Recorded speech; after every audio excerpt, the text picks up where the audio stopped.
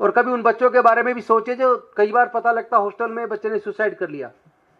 तो सुसाइड के कई कारण है, बाकी कारणों पर मैं बाद में जाऊंगा, लेकिन एक बहुत बड़ा कारण यह है कि बच्चा पहले तो कहीं से उसके माता पिता कर्ज लेते हैं और उनको कर्ज 10-10% मासिक दर पे ब्याज पे मिलता है। फर्स्ट ईयर की फीस किसी तरीके से करके वो एडमिट हो गए, मेहनत मशक्कत करके क्वालिफाई करने के बाद लोन लेकर 10-10% मासिक दर पे लोन लेके वो बच्चे फीस जमा करते हैं और सोचते हैं सरकार से स्कॉलरशिप में पैसा आ जाएगा तो वो चुका देंगे। लेकिन पूरी साल निकल जाती है और कई बार तो 2-2 साल चली जाती है, अगली साल की फीस का इंतजाम नहीं है और जो पिछली साल लोन लिया था वो लोन नहीं दे पा रहे, उसका कर्ज बढ़ता जा रहा है।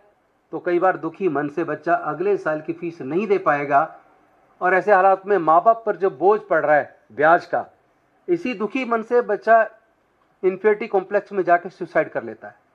दुख की बात है कि कोई सरकार इस पे गंभीर नहीं है। केंद्र सरकार, ना तो केंद्र सरकार गंभीरता से ले रही है और ना ही ये राज्य सरकार है, जहां केंद्र की जो सरकार जिस पार्टी की उनसे जुड़ी जो सरकारें राज्यों में, विशेष रूप से उन सरकारों में तो अधिकारियों की भी कोई SC ST EBC OBC minorities के बच्चों के भविष्य को लेकर कोई चिंता है ही नहीं।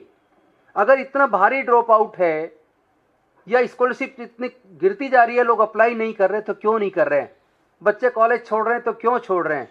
क्या इस बारे में केंद्र की सरकार को, ministry of social justice empowerment को और प्रधानमंत्री जी को विशेष रूप से क्या इस पर चिंतित नहीं होना चाहिए?